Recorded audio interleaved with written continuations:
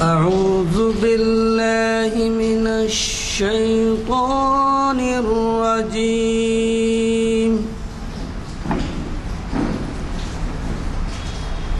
بسم الله الرحمن الرحيم.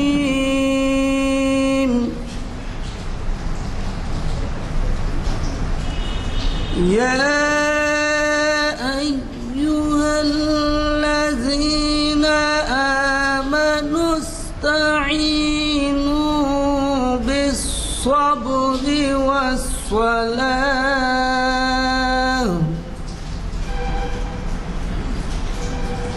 إن الله مع الصابرين.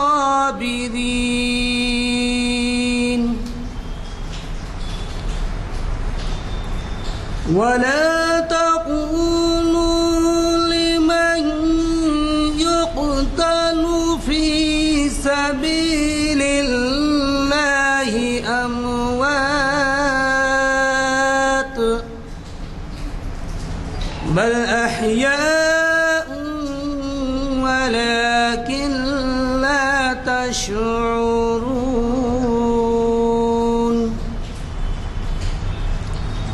ولنبلونكم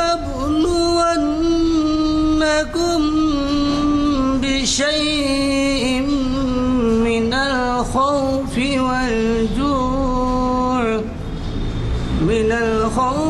والجوع ونقص من الأموال والأنفس والثمرات وبشر الصابرين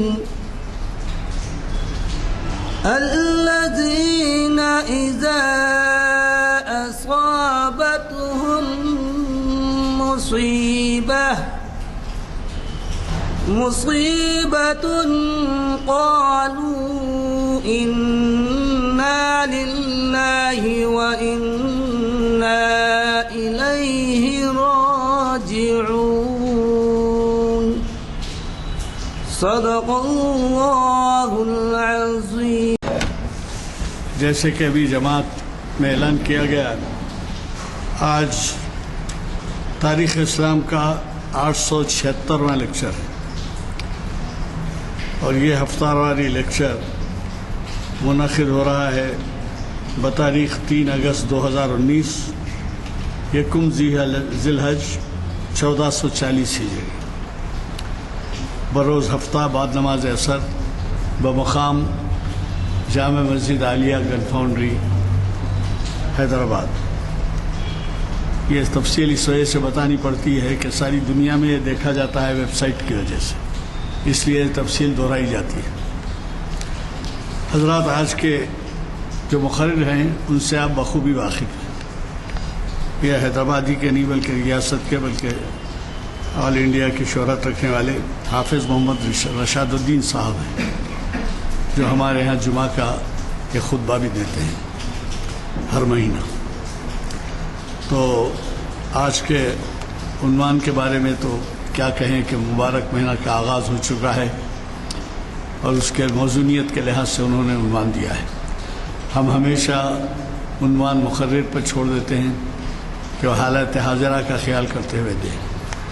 میں اللہ کا شکر ادا کرتا ہوں کہ بارش نہیں ہوئی، تھم گئی تھی، اس وجہ سے آج ہماری تعداد اچھی خاصی ہے.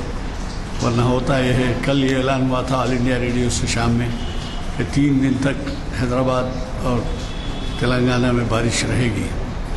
خدا کا شکر ہے کہ آج یہ محفل کو اس سے کوئی کسی قسم کا ڈسٹربنس نہیں ہوا. حضرات، یہ عنوان کے تعلق سے کون مسلمان ہوگا جو کعبے کی اہمیت کو نہیں جانتا، لیکن اہمیت تو جانتے ہیں لیکن تفصیلات سے واقف نہیں ہے.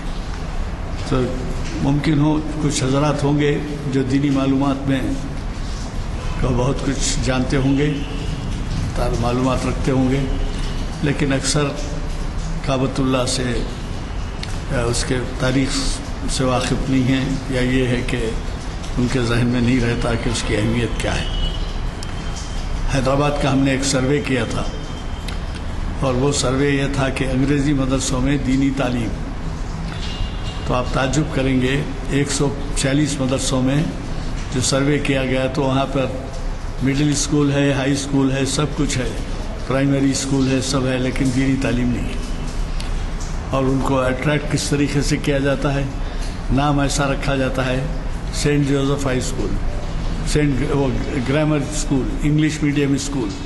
تو یہ کم طبقے کے جو لوگ ہیں سارے کم مالیت آمدنی رکھنے والے، پیٹرول پمپ پہ کام کرنے والے اور پنکچر جوڑنے والے، میکینک کے نیچے ہاتھ کام کرنے والے، وہ بچے وہاں جاتے ہیں، ان کو دینی تعلیم نہیں ہے۔ چنانچہ ان کا سروے کیا گیا تو سروے میں ایک سوال کیا گیا کہ صاحب یہ مکہ مدینہ کی کیا اہمیت ہے؟ 7ویں جماعت کا بچہ ہے، وہ کچھ بول نہیں سکا، تو اتنا بولا کہ حج کو جاتے نا صاحب، تو یہ مکہ مدینہ کہاں ہے؟ تو وہ عربستان میں ہے۔ آخر عربستان میں اس کا مقام وہ کچھ بتا سکتے، تو حوصہ بازو بازو ہے بولتا، مکہ مدینہ بازو بازو ہے بولتا۔ تو اب یہ اندازہ لگائیے کہ ہماری غفلت کتنی ہے کہ ہمارے بچوں کو جو ہے مکے کی اہمیت معلوم ہے، نہ مدینہ کی اہمیت معلوم ہے، صرف اتنا ہی جانتے ہیں کہ حج کو جاتے ہیں۔ حج کو جاتے ہیں صحیح ہے، اچھا ہم ان سے پوچھے بھائی آپ عربی کہاں پڑھتے ہیں؟ مدرسے کے اسٹاف سے پوچھے، مالک صاحب سے پوچھے، اور وہ مالک صاحب مڈل پاس سے انہوں پرائمری اسکول چلا رہے، میٹرک پاس سے انہوں مڈل اسکول چلا رہے۔ اب ان کی کیا تعلیمی کیفیت ہوگی آپ اندازہ لگا لیجیے۔ 300 400 بچہ ہے، ایک مدرسہ ہے جس میں 1500 بچے ہیں۔ اور جب ان سے ملاقات کیے ہمارے سرکردہ جو لیڈر تھے IAS عظمت اللہ صاحب، اور ان کے ساتھ جو لوگ گئے تھے وہ پروفیسر جمیل النساء ایک ہیں، وہ بھی گئے تھے، اور عثمانیہ یونیورسٹی کے رجسٹرار ہیں ریٹائرڈ نعمان صاحب، وہ بھی گئے تھے۔ یہ تینوں گئے تھے، وہ ان سے دریافت کیے 1500 بچوں کے تعلیم کا۔ تو وہ صاحب جو 1500 کے بچوں کو پڑھاتے کہ مالک کہیں، رونا شروع کر دیے۔ تو پوچھے کیا ہے؟ تو میں اللہ کے پاس کیا جواب دوں گا کہ میرے پاس اتنی تعلیم ہو رہی ہے اور دینی تعلیم نہیں ہے۔ آپ اندازہ لگائیے کہ ہمارے پاس کعبے اور یہ جو عنوان دیا گیا ہے کعبۃ اللہ کا، اس کا کتنا وسیع بیک گراؤنڈ ہے کہ اور کتنا مفید ہے کہ آج کا عنوان۔ افسوس کے پیچھے کچھ کرسیاں خالی ہیں، ورنہ اس میں تو مہینہ ہے حج کا، میں تو سمجھا تھا کہ آج کچھ ہے۔ اب آپ سے گزارش کرتے ہوئے میں دعوت خطاب دوں گا کہ آئندہ خیال رکھیے کہ آپ اپنے ساتھ نہ صرف اپنے ساتھیوں کو لائیں بلکہ نوجوان بچوں کو بھی جہاں راغب کریں یہاں پر، حتیٰ کہ چھٹیاں ہوں تو بھی نہیں آتے۔ نوجوان بچے جو ہے، کم عمر بچے یا کالج میں پڑھنے والے اگر آئیں تو کتنی اچھی بات ہے، نہیں آتے۔ اور یہی اگر کرکٹ کا کوئی کھیل وہ ہو جائے کسی جگہ، حیدرآباد میں نہیں کسی جگہ ہو جائے، تو وہ ٹی وی کے سامنے ان کے بندے بیٹھے ہوئے رہتے، راتوں میں چبوتروں کے اوپر پولیس مجبور ہو کے آپریشن چبوترا شروع کری ہے۔ تو بہرحال اب میں زیادہ وقت لیے بغیر آج کے ہمارے فاضل مقرر کو دعوت خطاب دیتا ہوں۔ یہ آپ اندازہ لگائیے کہ یہ ہمارے پاس کچھ نہیں تو 15-20 سال سے اس سے وابستہ ہیں، بلکہ اس سے زیادہ سے، اور یہ نہیں ہے کہ کوئی معاوضے ان کو دیے جاتے ہیں، والہانہ خدمت انجام دیتے ہیں، اور اس سے ہم کہاں تک فائدہ اٹھا رہے ہیں بہت سوچ لیجیے۔ میں دعوت خطاب دیتا ہوں آج کے مقرر حافظ محمد رشاد الدین صاحب کو کہ وہ شہ نشین پر تشریف لائیں اور ہمیں اپنے خیالات سے استفادے کا موقع۔ علی رسولہ الامین، اما بعد، فاعوذ باللہ السمیع العلیم من الشیطان الرجیم، بسم اللہ الرحمن الرحیم۔ ان اول بیت وضع للناس للذی ببکۃ مبارکا وہدی للعالمین فیہ آیات بینات مقام ابراہیم ومن دخلہ کان آمنا وللہ علی الناس حج البیت من استطاع الیہ سبیلا ومن کفر فإن اللہ غنی عن العالمین۔ صدق اللہ العظیم۔ تعریف تمام اللہ رب العالمین کے لیے، درود و سلام نبی آخر الزماں محمد عربی صلی اللہ علیہ وسلم پر۔ محترم جناب غلام یزدانی صاحب، سینئر ایڈوکیٹ و صدر مسجد کمیٹی، اور معزز سامعین، روئے زمین پر ہمارے 3 مقامات ایسے ہیں جو انتہائی اہمیت کے حامل ہیں، اور جن کی طرف اگر سفر کیا جائے خالص عبادت کے مقصد کے لیے تو وہ سفر جائز ہے۔ ایک مقام ہے خانہ کعبہ، دوسرا مقام ہے مسجد نبوی، اور تیسرا مقام ہے مسجد اقصی، یا جسے بیت المقدس یا بیت المقدس بھی کہا جا سکتا ہے۔ خانہ کعبہ اس زمین کے اوپر تعمیر کی جانے والی سب سے پہلی مسجد حرام وہاں پر واقع ہے۔ عام طور پر یہ غلط فہمی پائی جاتی ہے کہ مسجد اقصی خانہ کعبہ یا مسجد حرام سے پہلے سے وجود رکھتی ہے، لیکن ایسا نہیں۔ یقیناً قبلہ اول کی حیثیت سے وہ اس لیے جانا جاتا ہے مسجد اقصی یا بیت المقدس کہ نبی اکرم صلی اللہ علیہ وسلم جس وقت نبی بنائے گئے تھے اس وقت وہ قبلے کی حیثیت رکھتا تھا، اور اللہ کے رسول نے مکی زندگی کے 13 سال اسی کی طرف رخ کر کے نماز ادا کی تھی، اور مدینے کی زندگی کے 1.5 سال بھی اسی کی طرف رخ کر کے نماز ادا کی تھی۔ اور پھر اس کے بعد قبلے کی تبدیلی کا جب حکم آیا تو بیت المقدس کی طرف رخ کرنے کے بجائے خانہ کعبہ کی طرف رخ کرنے کا حکم آیا۔ تو قبلے کی حیثیت میں اللہ کے رسول صلی اللہ علیہ وسلم کے قبلے کی حیثیت میں، صحابہ کرام کے قبلے ہونے کی حیثیت میں وہ قبلہ اول کی حیثیت یقیناً رکھتا ہے۔ لیکن اس کا مطلب یہ نہیں ہے کہ روئے زمین پر سب سے پہلی تعمیر ہونے والی مسجد بھی وہی۔ قرآن کی 4 پارے کی آیت بڑی وضاحت کے ساتھ بتاتی ہے کہ ان اول بیت وضع للناس للذی ببکہ، اور روئے زمین پر بے شک وہ پہلا گھر جو بنایا گیا تھا خدا کی بندگی کے لیے، انسان جہاں پر خدا کی بندگی کر سکے، وہ بکے کی سرزمین پر واقع ہے۔ مکے کو عربی زبان میں بکہ بھی کہا جاتا ہے۔ تو قرآن نے بڑی وضاحت کے ساتھ یہ بات بتلا دی کہ روئے زمین پر خدا کا پہلا گھر جو بنا تھا وہ مکے میں واقع ہے۔ پھر قرآن حکیم نے سورہ طور میں بیت معمور کا تذکرہ کیا ہے، وَالطُّورِ وَكِتَابٍ مَّسْطُورٍ فِي رَقٍّ مَّنشُورٍ وَالْبَيْتِ الْمَعْمُورِ، کہ قسم ہے بیت معمور کی۔ بیت معمور وہ جگہ ہے جو پہلے آسمان پر واقع ہے اور خانہ کعبہ کے ٹھیک اوپر واقع ہے، اور نبی اکرم صلی اللہ علیہ وسلم نے اس کے بارے میں یہ بات بتلائی ہے کہ مستقل اس کے اطراف میں فرشتے طواف کرتے ہیں، اور ایک وقت میں 70,000 فرشتے طواف کرتے ہیں، اور ایک مرتبہ طواف کرنے والے فرشتے کو دوبارہ طواف کرنے کا موقع نہیں ملتا فرشتوں کی کثرت کی وجہ سے۔ عربی زبان میں 1,000 کا لفظ، 70,000 کا لفظ، یہ بہت کثیر تعداد کا اظہار کے لیے ہوا کرتا ہے۔ 70,000 کا مطلب یہ نہیں ہے کہ فکس 70,000 تعداد ہے، بلکہ اس کا مطلب یہ ہے کہ ایک بہت بڑی تعداد فرشتوں کی مستقل اس کا طواف کرتی، اور ٹھیک اس کے عین نیچے زمین کے اوپر اللہ رب العالمین نے حضرت آدم علیہ السلام کو سب سے پہلے اس بات کا حکم دیا تھا کہ وہ وہاں پر خانہ کعبہ کی تعمیر کرے۔ حضرت آدم علیہ السلام کی تعمیر کے بعد ایک طویل عرصے تک وہاں پر اللہ کی بندگی اور پرستش کی جاتی رہی، یہاں تک کہ حضرت نوح علیہ السلام کا دور آیا۔ نوح علیہ السلام اور آدم علیہ السلام کے زمانے میں بھی اچھا خاصا فرق ہے۔ آدم علیہ السلام کے بارے میں روایات بتلاتی ہیں کہ وہ 1000 سال تک زندہ رہے زمین پر۔ پھر اس کے بعد ان کے بیٹوں میں سے ایک حضرت شیس علیہ السلام بھی پیغمبر بنائے گئے، اور پھر اس کے بعد بعض روایات یہ بتلاتی ہیں کہ حضرت ادریس علیہ السلام حضرت نوح علیہ السلام سے پہلے آنے والے نبیوں میں سے تھے، اور پھر اس کے بعد حضرت نوح علیہ السلام کا دور آیا۔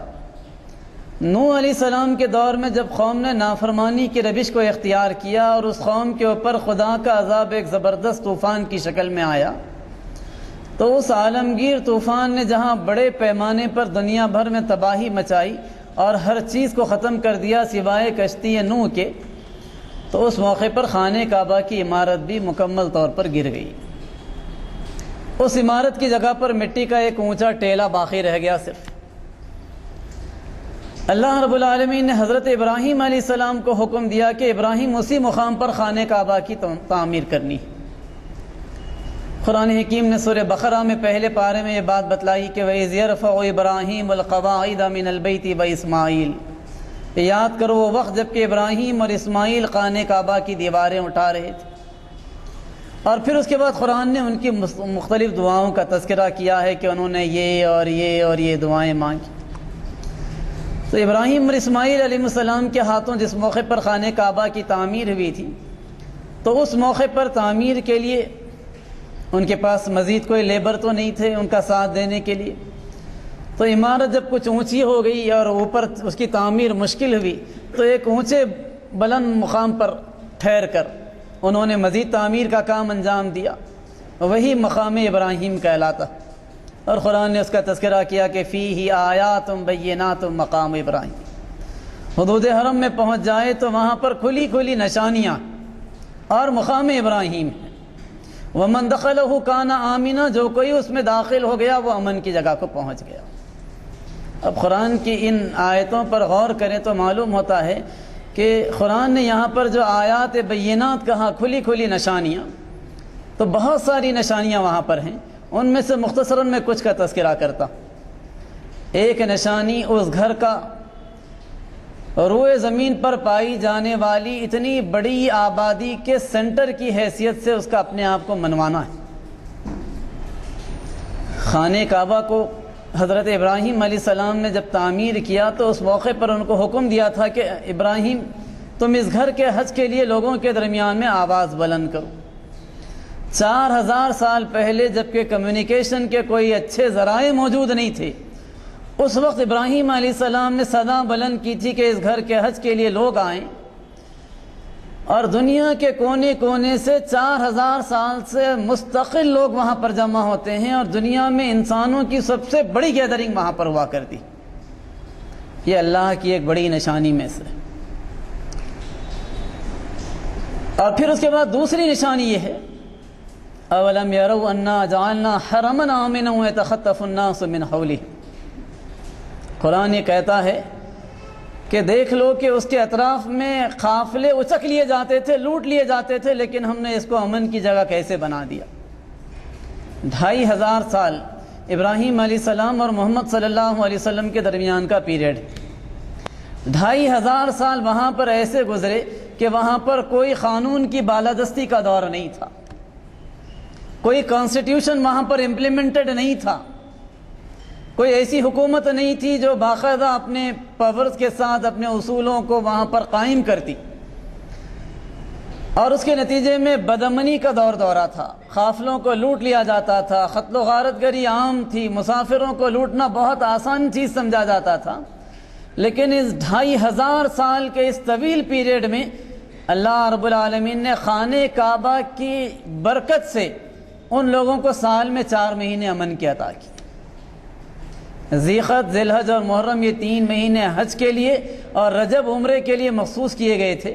اور ان 4 مہینوں میں پورے عرب کے اندر لوگ قافلوں کو لوٹنا چھوڑ دیا کرتے تھے، یہ سوچ کر کے کہ زائرین حرم ہیں، حج کے لیے جا رہے ہیں، حرم کی زیارت کے لیے جا رہے ہیں. ان قافلوں کو اگر ہم لوٹیں گے تو اس کے نتیجے میں ہمارے اوپر کہیں کوئی بلا نازل نہ ہو جائے. اور اس کے نتیجے میں قافلوں کو لوٹنا چھوڑ دیا جاتا تھا.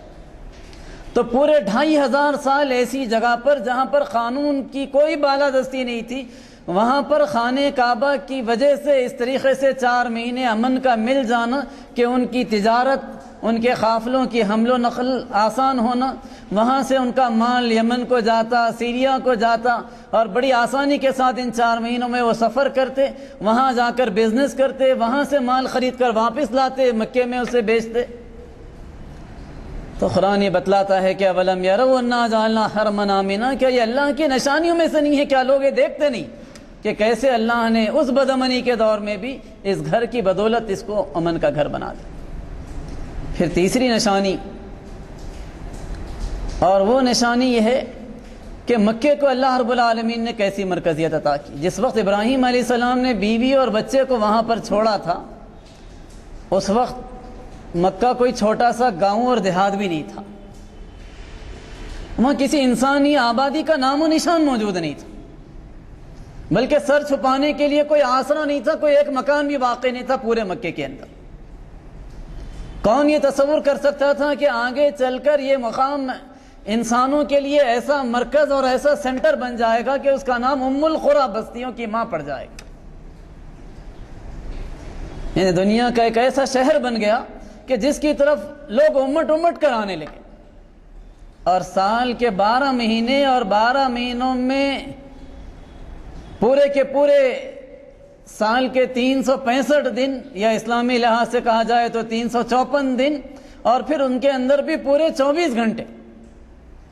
24 گھنٹوں میں کوئی لمحہ ایسا نہیں گزرتا کہ حدود حرم میں انسانوں کی ایک بڑی تعداد نہیں پائی جاتی. یہ بھی اللہ کی نشانیوں میں سے ایک نشانی. پھر عربوں کی زبان، عربی زبان کا باقی رہنا، یہ بھی خدا کی نشانیوں میں سے ایک نشانی. دنیا کے نقشے پر کوئی ایسا بڑا ملک دیکھیے جو سعودی عرب اتنا بڑا ملک. ہندوستان کے بارے میں کہا جا سکتا ہے کہ جغرافی اگر ہم دیکھیں تو ایریا کے لحاظ سے ہندوستان اور سعودی عرب کم و بیش برابر. کتنی زبانیں ہندوستان کے اندر بولی جاتی ہیں؟ 15 تو آفیشیل لینگویجز ہے یہاں پہ، اور اس کے علاوہ 20 زبانیں ہندوستان کے اندر بولی جاتی. لیکن پورے عرب کی سرزمین پر ایک ہی زبان، اور زبان بھی ایسی کہ صدیاں گزر جائیں لیکن اس کے باوجود اس زبان کے اندر کوئی چینج واقع نہیں. اردو زبان آج سے 400 سال پہلے اس کا آغاز ہوا، اس کی ابتدا ہوئی. اس سے پہلے اردو زبان کا کوئی وجود نہیں تھا. اب 100 سال پہلے کی اردو زبان اور آج کی اردو زبان کو پڑھیں تو اس کے اندر فرق محسوس ہوگا. اور اگر 200-300 سال پہلے کی اردو زبان کو پڑھیں، ابتدائی دور میں جن لوگوں نے قرآن کے ترجمے کیے ہیں، شاہ عبد القادر، شاہ رفیع الدین وغیرہ رحمۃ اللہ علیہ کے ترجموں کو دیکھیے تو اس زبان کو آج سمجھنا بہت مشکل محسوس ہوگا. اگرچہ کہ سمجھا جا سکتا ہے لیکن زبان کے اندر کافی تبدیلی واقع ہو گئی. لیکن اللہ رب العالمین نے خانہ کعبہ کی مرکزیت اور خانہ کعبہ کی برکت سے زبان کی بھی ایسے حفاظت کی کہ سال کے 4 مہینے جب امن کے میسر آتے تو یہ لوگ حدود حرم میں پہنچتے اور وہاں پر ان کے پورے کلچرل ایکٹیویٹیز ہوا کرتی تھی.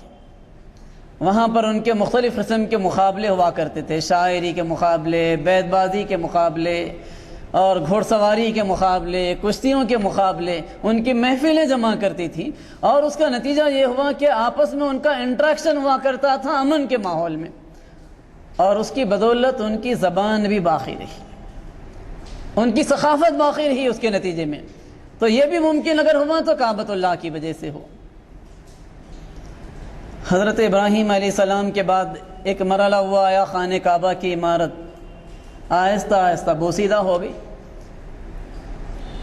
اور پھر کسی وجہ سے وہ عمارت آفات زمانہ کا شکار ہو کر پھر ایک مرتبہ منہدم ہو گئی. تو قبیلے بنو جرہم کے لوگوں نے اس کی پھر سے تعمیر کی. یہ قبیلے بنو جرہم کے وہ لوگ ہیں جو حضرت ہاجرہ اور حضرت اسماعیل کے پاس سب سے پہلے پہنچے تھے جب ابراہیم علیہ السلام ان دونوں کو چھوڑ کر چلے گئے تھے مکے میں اللہ کے حکم پر. اور پھر اس موقع پر وہاں پر اللہ نے اپنی نشانیوں میں سے ایک نشانی زمزم کے کنویں کی شکل میں فراہم کی. تو اس پانی کو دیکھ کر وہاں پر پرندے اپنی پیاس بجھانے کے لیے اترنے لگے. صحرا ہے، ریگستان ہے، اور اس ریگستان کے اندر پانی کا ایک اچانک چشمہ نکل پڑے اور پرندوں کو پیاس بجھانے کا موقع ملے تو فطری طور پر پرندے پیاس بجھانے کے لیے آنے لگے. دور سے گزرنے والے قافلوں نے جب دیکھا کہ ایک مخصوص مقام پر پرندے اتر رہے ہیں اور پھر وہاں سے اڑ رہے ہیں تو انہوں نے سمجھا کہ یہاں ممکن ہے انسانی زندگی کا کوئی نہ کوئی سامان ہے، اس وجہ سے یہاں پر پرندے اتر رہے ہیں. اور بعض قافلوں نے اپنا رخ موڑا اور اس طرف پہنچے، اور ان پہنچنے والے قافلوں میں سب سے پہلے بنو جرہم کے لوگ تھے. جب انہوں نے وہاں پر دیکھا کہ حضرت ہاجرہ بھی موجود ہیں، حضرت اسماعیل بھی موجود ہے، پانی بھی موجود ہے، تو اس موقع پر انہوں نے اجازت طلب کی کہ اگر آپ اجازت دیں تو ہم بھی یہاں پر مستقل رہائش پذیر ہو جائیں. انہوں نے اجازت دے دی، اور پھر اس کے بعد آہستہ آہستہ مزید قافلے آئے اور مکہ ایک بستی کی شکل اختیار کر گیا. تو یہی قبیلے بنو جرہم کے لوگ تھے جنہوں نے ابراہیم علیہ السلام کے بعد اس کی تعمیر کی تھی. پھر اس کے بعد ایک مرحلہ وہ آیا جبکہ نبی اکرم صلی اللہ علیہ وسلم کی پیدائش ہو چکی تھی، اور اللہ کے رسول صلی اللہ علیہ وسلم کی عمر 35 سال کی تھی، اور 35 سال کی عمر میں بھی آپ نبی نہیں بنائے گئے تھے، 40 برس کی عمر میں نبی بنائے گئے تھے. تو اس موقع پر قریش نے محسوس کیا کہ خانہ کعبہ کی عمارت بہت کمزور ہو چکی ہے، دیواریں بوسیدہ ہو چکی ہیں اور کبھی بھی گر سکتی، لہذا اب اس کو توڑ کر اس کی نئے سرے سے تعمیر کی جانی چاہیے. تو اس موقع پر قریش نے اعلان کیا کہ اب ہم اس کے لیے فنڈز جمع کریں گے لیکن صرف حلال رقم لیں گے. چنانچہ جب رقم جمع کی گئی تو اتنی رقم جمع نہیں ہو سکی کہ خانہ کعبہ کی عمارت جیسی پہلے سے تھی ویسی ہی عمارت وہ تعمیر کر سکے، چونکہ انہوں نے حلال رقم کی کنڈیشن لگا دی تھی۔ تو جو رقم جمع ہوئی تو اس میں انہوں نے خانہ کعبہ کی عمارت کی تعمیر تو کی، لیکن جتنا خانہ کعبہ ابراہیم علیہ السلام کے ہاتھوں بنایا ہوا تھا اس کی عمارت میں تھوڑی سی تبدیلی کر کے اسے چھوٹا کر دیا،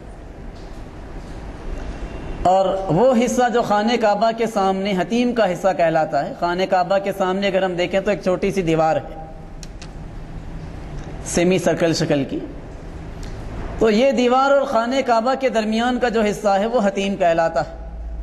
تو حتیم کا یہ حصہ ابراہیم علیہ السلام کی ہوئی تعمیر کے اندر خانہ کعبہ کے اندر ہی تھا، گویا اس دیوار تک پورا خانہ کعبہ موجود تھا، لیکن قریش کے پاس اتنی رقم نہیں تھی کہ وہاں تک وہ پہنچ سکیں، تو انہوں نے اس کے نتیجے میں عمارت کو چھوٹا کر دیا۔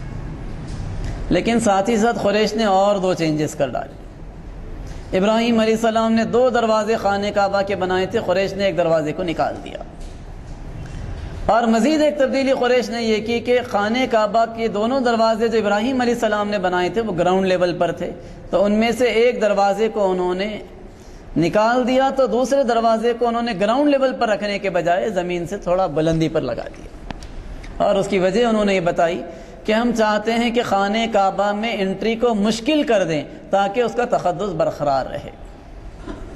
اس نیت کے ساتھ انہوں نے یہ 2 تبدیلیاں کر ڈالی، تو گویا 3 تبدیلیاں ہو گئی، ایک تو عمارت چھوٹی ہوئی، ایک دروازہ کم ہوا، اور دروازہ گراؤنڈ لیول کے بجائے اوپر پہنچ گیا۔ اور اسی موقع پر وہ حجر اسود کا مسئلہ پیش آیا کہ جب حجر اسود کو نصب کرنا تھا تو جب ان کے اندر بات بڑھی کہ ہم لگائیں گے، یہاں تک کہ جھگڑے کی نوبت آ گئی، تو نبی اکرم صلی اللہ علیہ وسلم نے بڑی خوش اسلوبی کے ساتھ اس مسئلے کو حل کیا۔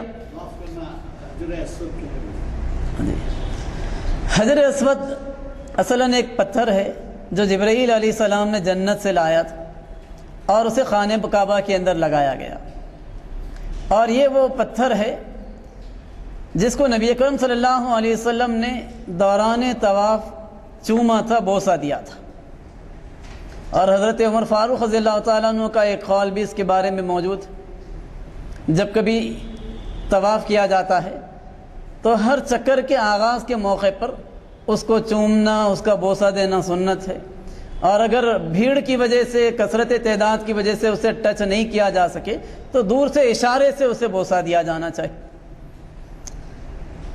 اس میں اس بات کا تھوڑا سا امکان ہے کہ کہیں کسی پتھر کی بڑائی انسان کے دل کے اندر سما نہیں جائے، اس لیے حضرت عمر نے ایک موقع پر یہ بات بڑی وضاحت کے ساتھ کہی۔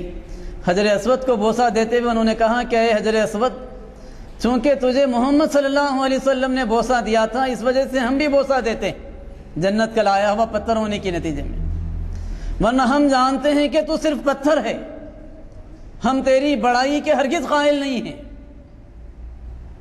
جنت کا پتھر ہونے کی حیثیت میں صرف اسے بوسہ دیا جاتا ہے، اس کی عظمت اور اس کی بڑائی کا کوئی تصور اسلام نہیں پیش کرتا۔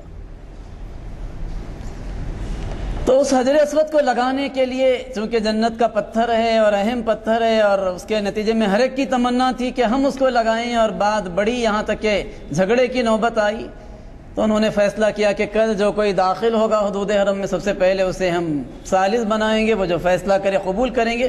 دوسرے دن نبی اکرم صلی اللہ علیہ وسلم داخل ہوئے، آپ کو فیصلہ کرنے کی ذمہ داری دی گئی۔ آپ نے ایک چادر لی، اس کے اندر حجر اسود کو رکھا اور کہا کہ ہر قبیلہ اپنے اپنے سردار کو آگے بھیج دے۔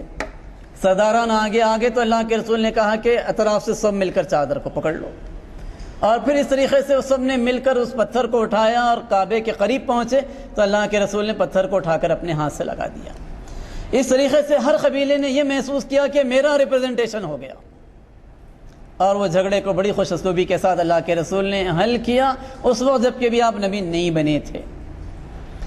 نبی اکرم صلی اللہ علیہ وسلم 5 سال کے بعد نبی بنائے گئے اس واقعے کے، اور پھر اس کے بعد 13 سال آپ کی مکی زندگی کے گزرے، اور پھر وہاں سے آپ کو ہجرت کرنی پڑی، مدینے کو جانا پڑا، ایک طویل عرصہ اسٹرگل کرنی پڑی، اور پھر اس کے بعد 8 سال کے بعد بالآخر آپ نے مدینے کی زندگی کے مکے کو جب فتح کیا تو پھر خانہ کعبہ بھی نبی اکرم صلی اللہ علیہ وسلم کے کنٹرول میں آیا۔ تو اس موقع پر نبی اکرم صلی اللہ علیہ وسلم چاہتے تو خانہ کعبہ کے اندر تبدیلی کر ڈال سکتے تھے، اور اللہ کے رسول کی یہ تمنا بھی تھی۔ چنانچہ ام المومنین حضرت عائشہ صدیقہ رضی اللہ تعالیٰ عنہ کے سامنے اللہ کے رسول نے بات بتلائی کہ عائشہ میرا جی چاہتا ہے کہ خانہ کعبہ کو توڑ دوں اور اسے اس طریقے سے بنا دوں جیسے کہ ابراہیم علیہ السلام نے اس کی تعمیر کی تھی، یعنی عمارت کو بڑا بھی کرنا، 2 دروازے بھی لگانا، دروازوں کو گراؤنڈ لیول پر لگا دینا، یہ تینوں اللہ کے رسول کی تمنائیں تھیں۔ لیکن اللہ کے رسول صلی اللہ علیہ وسلم نے اس موقع پر مزید یہ بات بتلائی کہ لیکن عائشہ تمہاری قوم کے نئے نئے ایمان لانے والوں سے اندیشہ محسوس ہوتا ہے کہ اس عمارت کو توڑنے کے نتیجے میں کہیں وہ کسی فتنے کا شکار نہ ہو جائیں، اس لیے میں سر دست اس میں کوئی تبدیلی کرنا مناسب نہیں سمجھتا۔ تو اللہ کے رسول نے لوگوں کی نفسیات کا خیال کر کے اس موقع پر خانہ کعبہ کے اندر کوئی تبدیلی نہیں کی۔ ایک موقع پر حضرت عائشہ ہی نے کہا کہ اللہ کے رسول میرا جی چاہتا ہے کہ خانہ کعبہ کے اندر جا کر نماز پڑھو۔ اللہ کے رسول نے کہا کہ عائشہ تم حتیم کے اندر جاؤ، وہاں نماز پڑھ لو۔ حتیم کے اندر نماز پڑھنا ایسا ہی ہے جیسے کہ خانہ کعبہ کے اندر جا کر نماز پڑھنا۔ اور پھر اللہ کے رسول نے اس موقع پر یہ صراحت کی کہ دیکھو تمہاری قوم کے پاس حلال رقم کی کمی تھی، اس وجہ سے اس حصے کو انہوں نے کعبے کے باہر کر دیا تھا، حالانکہ وہ حصہ خانہ کعبہ ہی کا ہے۔ اب ممکن ہے کہ اس میں اللہ کی طرف سے یہی حکمت و مصلحت ہو کہ لوگوں کو خانہ کعبہ کے اندر نماز پڑھنے کی تمنا بھی آسانی کے ساتھ پوری ہو جائے کہ وہ حتیم کے اندر جائیں، اور پھر اس کا تقدس بھی اس شکل میں باقی رہے کہ وہاں پر کوئی آسانی کے ساتھ انٹری نہیں ہو۔ ورنہ فتح مکہ سے پہلے کی وہاں کی جو کیفیت تھی وہ تو بڑی خراب کیفیت تھی، لوگ ننگے ہو کر طواف کیا کرتے تھے، اور اس کیفیت کے اندر کوئی مزید خانہ کعبہ کے اندر چلا جائے تصور کیجئے تو یہ کتنی زیادہ اس کے لیے نامناسب بات ہوتی تھی۔ لیکن نبی اکرم صلی اللہ علیہ وسلم کا یہ قول بعد کے لوگوں تک بھی پہنچا۔ عبداللہ ابن زبیر رضی اللہ تعالیٰ عنہ کی جب مکے میں خلافت کا دور آیا تو اس موقع پر انہوں نے خانہ کعبہ کی تعمیر جدید کا پلان کیا۔ تو اس موقع پر انہوں نے خانہ کعبہ کی عمارت کو توڑ کر نئے سرے سے جب تعمیر کی تو اس موقع پر انہوں نے پھر سے تینوں تبدیلیاں کر ڈالی۔ کعبے کو انہوں نے ویسا ہی بنا دیا جیسے کہ ابراہیم علیہ السلام نے بنایا تھا، یعنی حتیم کے حصے کو کعبے کے اندر لیا اور دونوں دروازوں کو پھر سے بنایا، دونوں کو گراؤنڈ لیول پر لگا دی۔ لیکن کچھ ہی عرصے کے بعد عبداللہ ابن زبیر رضی اللہ تعالیٰ عنہ کی خلافت ہی کے دور میں حجاج ابن یوسف نے جب مکے کے اوپر حملہ کیا اور اس موقع پر عبداللہ ابن زبیر کی شہادت بھی ہوئی اور منجنیقیں لگا کر جو پتھراؤ اس نے کیا تو اس میں سے کچھ پتھر جا کر خانہ کعبہ کے اوپر گرے، جس کے نتیجے میں خانہ کعبہ کی عمارت کو شدید نقصان پہنچا۔ تو فتح کرنے کے بعد حجاج ابن یوسف نے فوراً پھر سے تعمیر کی دوبارہ، تو اس موقع پر اس نے پھر سے وہ تینوں تبدیلیاں کر ڈالی جو قریش نے کی تھی، اور بجائے ابراہیم علیہ السلام کی تعمیر کے مطابق اس کو بنانے کے اس طریقے سے بنا دیا جیسے قریش نے بنایا۔ بعد کے حکمرانوں نے پھر اس کی اصلاح کرنی چاہی تو امام مالک رحمۃ اللہ علیہ اس موقع پر زندہ تھے، انہوں نے یہ فتویٰ دیا کہ خانہ کعبہ کی عمارت سے اس طریقے کی بار بار کی چھیڑ چھاڑ مناسب نہیں ہے، اس کے ادب کے خلاف ہے، اس کو اسی حال پر چھوڑ دینا بہتر۔ تو پھر اس کا احترام کرتے ہوئے اس کے بعد مزید کسی حکمران نے اس بات کی کوشش نہیں کی کہ اس کے اندر کوئی تبدیلی لائی جائے۔ پھر اس کے بعد کچھ عرصے کے بعد ایک موقع ایسا ہوا کہ ایک بادشاہ نے جو اصلاً یمن کا یا یمن کے قریب کسی مقام کا بادشاہ تھا، اس نے خواب میں دیکھا کہ خانہ کعبہ کو اس نے ایک اچھا غلاف پہنایا ہے۔ اس نے خانہ کعبہ کے لیے ایک قیمتی غلاف تیار کروایا اور اس کو لگوایا، لیکن خواب میں اسے پھر اشارہ ہوا کہ نہیں، اس سے اچھا غلاف تیار کر کے لگاؤ، تو اس نے مزید قیمتی غلاف تیار کیا اور پھر اس کو لگوایا۔ پھر اسے تیسری مرتبہ خواب دکھلایا گیا کہ نہیں، اس سے اچھا غلاف تیار کرو، تو پھر تیسری مرتبہ اس نے اس کی استطاعت کے مطابق جتنا بہتر وہ بنا سکتا تھا ویسا غلاف بنا کر اس کو لگوایا، اور پھر اس کے بعد سے مستقل وہاں پر یہ ٹرینڈ بن گیا کہ خانہ کعبہ کو ہر سال نئے سرے سے غلاف لگایا جاتا ہے اور وہ غلاف تیار کیا جاتا ہے، دنیا کے مختلف مقامات پر سونے کی کشیدہ کاری کر کے آیات لکھی جاتی ہیں، اور ایک انتہائی دیدہ زیب قسم کا اسے غلاف لگایا جاتا ہے تاکہ اس کی اصل جو عظمت ہے اس باطنی عظمت کے ساتھ ساتھ اس کی ظاہری عظمت بھی محسوس ہو۔ نبی اکرم صلی اللہ علیہ وسلم نے یہ بات بتلائی کہ خانہ کعبہ وہ جگہ ہے کہ اگر کوئی انسان وہاں بیٹھ کر کوئی عبادت نہیں کرے، صرف خانہ کعبہ کو دیکھے تو اس کا دیکھنا بھی اس کے لیے اجر اور ثواب۔ اور خانہ کعبہ کو دیکھنے کے اندر جو لطف ہے اور جو لذت ہے اس کو دیکھنے والا محسوس کر سکتا ہے کہ اس کو دیکھنے کے نتیجے میں بار بار اس کو دیکھنا دی جاتا، اور آنکھیں اس کو دیکھتے نہیں تھکتی۔ اس کی وجہ یہ ہے کہ یہ انوار الہی کا مرکز بنایا گیا، یہاں پر جو تجلیات الہی کا ظہور ہوا کرتا ہے، تو اس کے نتیجے میں اس کے اندر ایک غیر معمولی قسم کی کشش اور ایسا اٹریکشن ہے کہ دیکھنے والا اس کو دیکھتا رہتا ہے لیکن اس کا جی نہیں بھرنے پاتا اس کے باوجود۔ روئے زمین کے اوپر واقع یہ اللہ رب العالمین کا گھر انسانوں کے لیے یہ غیر معمولی قسم کی کشش رکھتا۔ پھر ابراہیم علیہ السلام نے جو دعائیں کی تھی ان دعاؤں میں یہ بات شامل تھی کہ وَمَن دَخَلَهُ كَانَ آمِنًا، جو کوئی داخل ہو گئے اسے امن مل جائے۔ وَإِذْ جَعَلْنَا الْبَيْتَ مَثَابَةً لِلنَّاسِ وَأَمْنًا، کہ ہم نے اس گھر کو امن کا گھر بنا دیا۔ ہم دیکھتے ہیں کہ حدود حرم کے اندر انسان کا قتل تو بہت دور کی بات ہے، وہاں کسی جانور کو نہیں مارا جا سکتا، وہاں پر جوں تک نہیں ماری جا سکتی، وہاں پر درخت نہیں کاٹے جا سکتے۔ روئے زمین کا کوئی خطہ ایسا نہیں ہے جو حدود حرم سے کہیں زیادہ امن کے مقام، امن کی جگہ۔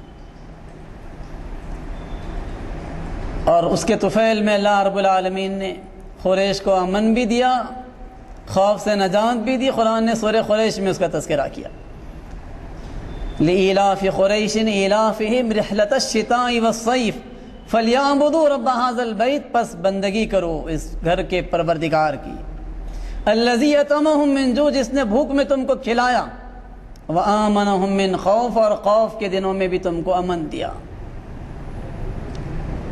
پھر اللہ رب العالمین نے اس گھر کو پہنچنے کے لیے ایک یونیفارمٹی بھی مقرر کر دی کہ لوگ جب آئیں اس کے عمرے کی نیت سے یا حج کی نیت سے، تو سب کو یہ بتلا دیا گیا کہ وہاں پر داخل ہونے کے لیے تم کو ایک مخصوص قسم کے لباس میں آنا پڑے گا۔ تم بادشاہ ہو کہ تم کوئی بڑی مالدار شخصیت ہو، کسی مقام کے حکمران ہو، غریب ہو، فقیر ہو، پوروں کو ایک لباس میں آ جانا پڑے گا، وہی 2 کپڑے سفید رنگ کے، اور اس کے اندر سب کے سب جائیں گے، اور جا کر اسی مخصوص کلمات کے کہتے ہوئے کہ لبیک اللہم لبیک لبیک لا شریک لک لبیک ان الحمد والنعمت لک والملک لا شریک لک، کہ یہ بتائیں گے کہ ابراہیم علیہ السلام نے پکار لگائی تھی، اے اللہ ہم اس پکار پر لبیک کہتے ہوئے حاضر ہیں، پروردگار ہم اس بات کا اقرار کرتے ہیں کہ تیرا کوئی شریک نہیں۔ ابراہیم علیہ السلام نے جو دعوت بلند کی تھی اور ان کا تعارف تو نے جو کرایا ہے کہ وَمَا كَانَ مِنَ الْمُشْرِكِينَ، وہ ہرگز شرک کرنے والوں میں سے نہیں تھے، ہم بھی اسی بات کا اقرار کرتے ہوئے یہاں پر آئے۔ پھر بندہ اقرار کرتا ہے کہ پروردگار تعریف تیرے لیے، ملک تیرے لیے، بادشاہ تیرے لیے، نعمتیں تیری ہی عطا کی ہوئی ہیں، بس ہم تیری بندگی کے لیے حاضر ہیں۔ ایک بندہ اس بات کا اقرار اور اظہار کرتے ہوئے وہاں پر پہنچتا، پھر وہاں پر نشانیاں ہیں صفا اور مروہ کی شکل میں، ان الصفا والمروہ من شعائر اللہ، صفا اور مروہ اللہ کے شعائر میں سے ہیں، اللہ کی نشانیوں میں سے۔ وہ مقام جہاں پر حضرت حاجرہ نے پانی کی تلاش میں بیٹے کی پیاس بجھانے کی خاطر جو بے چین ہو کر چکر لگائے، تو وہ بندی چونکہ اپنے پروردگار کی اتنی اطاعت گزار تھی کہ جب ابراہیم علیہ السلام نے صرف یہ بات بتلا دی ان کے پوچھنے پر کہ کیا اللہ کے حکم سے آپ ہم کو چھوڑ کر جا رہے ہیں، اور ابراہیم علیہ السلام نے اس پر ہاں کہا، تو انہوں نے جو روش اختیار کی تھی، سماع و اطاعت کی جو بے نظیر مثال قائم انہوں نے کی تھی، اس کے نتیجے میں اللہ رب العالمین نے ان کے اس چکروں لگانے کو، دوڑنے کو بھی اتنا پسند کیا کہ اسے بھی رہتی دنیا تک کے لیے ایک نشانی بنا دیا۔ زمزم کے ذریعے سے پیاس کے بجھانے کا انتظام بھی غیر معمولی طریقے سے کیا گیا، اور وہ خود بھی ایسی نشانی ہے کہ مختلف قسم کے ٹیسٹ کرنے والوں نے کیمیکل ٹیسٹ کر کے اس کے اثرات کا جائزہ لے کر بتایا کہ اس کے نتیجے میں یہ فائدے صحت کے لیے انسان کو ہو سکتے ہیں۔ تو اللہ رب العالمین کا یہ گھر انسانوں کا مرکز، انسانی آبادی کے لیے امن کی جگہ، انسانوں کو اپنے پروردگار سے جوڑنے والا اور روئے زمین کا سب سے اہم اور مقدس مقام۔ ہر انسان وہاں پر نہیں جا پاتا، اس لیے ایک موقع پر ایک مفسر نے قرآن کی اس آیت کی جو میں نے ابتداً آپ کے سامنے تلاوت کرتے ہوئے اس کی تشریح کرتے ہوئے یہ بات بتلائی تھی کہ روئے زمین پر اب جہاں بھی مسجد بنے گی وہ مسجد خانہ کعبہ کی قائم مقام ہوگی۔ گویا ہر مسجد اپنے آنے والوں کو وہ فائدے دے گی جو خانہ کعبہ دیا کرتا ہے۔ کیا فائدے ہیں خانہ کعبہ کے؟ قرآن بتلاتا ہے مبارکم وہدی للعالمین، 2 فائدوں کا تذکرہ کرتا ہے۔ خانہ کعبہ اپنے پاس آنے والوں کو برکتیں بھی دیا کرتا ہے، ہدایت بھی اس سے ملا کرتی۔ تو مفسر نے یہ بات بتلائی تھی کہ مسجد کے ذریعے سے بھی انسانوں کو یہ 2 فائدے ملتے ہیں کہ مسجد اطراف کی آبادی کو برکتیں بھی دیا کرتی ہے اور اپنے پاس آنے والوں کو ہدایت بھی اس کے ذریعے سے ملا کرتی۔ ہدایت کا طالب اگر آئے گا، سچے دل سے صحیح راستے کی چاہت کا رکھنے والا آئے گا تو وہاں پر اس کے لیے وہ سامان بھی فراہم ہوگا۔ اسی وجہ سے اہل علم نے بات بتلائی ہے کہ مسجد کے اندر کسی کی بھی انٹری کو نہیں روکنا چاہیے۔ کسی بھی مذہب کے ماننے والے ہوں ان کو وہاں پر آنے کی پوری اجازت ملنی چاہیے۔ نبی اکرم صلی اللہ علیہ وسلم نے قبیلے بنو ثقیف کے لوگوں کو جو وہاں پر آئے تھے اور انہوں نے جاننا چاہا تھا اسلام کو، تو اللہ کے رسول نے ٹینٹ لگوا کر وہاں پر ان کا قیام کروایا۔ کئی دن انہوں نے وہاں پر قیام کیا، انہوں نے مسجد نبوی میں جمعے کے خطبات سنے، نمازوں کا منظر دیکھ کر اکویلٹی کا اسلام میں کیا تصور تھا اس کا انہوں نے عملاً نظارت کیا۔ وہاں جو محفلیں، جو میٹنگز منعقد ہوا کرتی تھیں، ان میٹنگوں کی کیفیت کو انہوں نے اپنی آنکھوں سے دیکھا۔ ان کی خدمت کے لیے جو 2 صحابہ مقرر کیے گئے تھے، حضرت بلال حبشی رضی اللہ عنہ اور خالد ابن سعید رضی اللہ تعالیٰ، ان دونوں نے جس طریقے سے ان کی خدمت کی، ان کی ضروریات کا خیال رکھا، کھلانے پلانے، آرام و آسائش کا، یہ ساری چیزوں کا انہوں نے نظارہ کیا، محسوس کیا۔ اور پھر اس کے ساتھ ساتھ روزانہ اللہ کے رسول کچھ وقت فارغ کرتے تھے تاکہ اس کے ذریعے سے ان لوگوں کو قرآن سکھلائیں۔ یہ ساری چیزیں دیکھنے کے بعد بالآخر انہوں نے اسلام قبول کرنے کا فیصلہ کیا تھا۔ اسی طریقے سے کرسچنز کا ایک ڈیلیگیشن وہاں پر آیا تھا نجران سے۔ یہ ڈیلیگیشن آیا تھا مسجد نبوی میں، تو مسجد نبوی میں اللہ کے رسول صلی اللہ علیہ وسلم نے اس ڈیلیگیشن کو بٹھایا، احترام کا معاملہ کیا، یہاں تک کہ ان کی نماز کا وقت ہو گیا تو وہ اچانک اٹھے اور بغیر اجازت کے مشرق کی طرف رخ کر کے نماز پڑھنے لگے۔ صحابہ بے چین ہو گئے اٹھ کر روکنے کے لیے، لیکن اللہ کے رسول نے کہا، ہاتھ کے اشارے سے رکوا دیا، ان کو نماز مکمل کر لینی تھی، اور پھر اس کے بعد ان کے ساتھ بات چیت جاری رکھی۔ حضرت مریم علیہ السلام کے بارے میں، حضرت عیسیٰ علیہ السلام کے بارے میں ایک طویل گفتگو اللہ کے رسول کی، اور اس ڈیلیگیشن کی تاریخ کی کتابوں میں، سیرت کی کتابوں میں موجود ہے۔ تو اس طریقے سے اللہ کے رسول صلی اللہ علیہ وسلم نے ان دونوں ڈیلیگیشنز کو جو وہاں پر انٹری دی تھی، ان کو اسلام کو سمجھنے کا موقع عطا کیا تھا۔ یہ باتیں بتلاتی ہیں کہ مسجد کے اندر انٹری دی جانی چاہیے، البتہ حدود حرم کے اندر بعد میں سیکیورٹی وجوہات کی وجہ سے قرآن نے پابندی لگا دی کہ دوسروں کو یہاں پر داخل نہیں ہونے دیا جائے، اور وہ پابندی قرآن کی لگائی ہوئی پابندی ہے، کسی اور کی پابندی نہیں ہے کہ اس کو بعد میں برخاست کر دیا جائے۔ تو سیکیورٹی ریزن کی وجہ سے وہ پابندی ابھی بھی برقرار ہے کہ اب اس حدود حرم کے اندر کسی کو داخلہ نہیں دیا جائے گا، لیکن دنیا کی کسی اور مسجد کے اندر جہاں پر لوگ آنا چاہیں، دیکھنا اور سمجھنا چاہیں، اسلام سے واقف ہونا چاہیں، تو ان کو اس کی اجازت دی جائے گی۔ تو اس طریقے سے یہ خانہ کعبہ اللہ رب العالمین کا گھر، جہاں پر ہم طواف کے لیے جاتے ہیں، طواف کے لیے اٹھنے والے ہر قدم پر اجر کی بشارت ہے، اس راہ میں کیے جانے والے ہر سفر پر اللہ کی طرف سے بڑی بشارتیں ہیں، نبی اکرم صلی اللہ علیہ وسلم کی بشارتیں موجود ہیں۔ یہ میں نے اس موقع پر مختصر تاریخ آپ کے سامنے کعبے کی رکھی۔ اللہ رب العالمین سے دعا ہے کہ اللہ رب العالمین اس مقام پر بار بار ہم کو حاضری کا موقع بھی عطا فرمائیں اور اس کی حقیقی عظمت کو دنیا بھر میں بحال کرنے کی ہم کو قوت اور طاقت بھی عطا فرمائیں۔ آمین واخر۔ چونکہ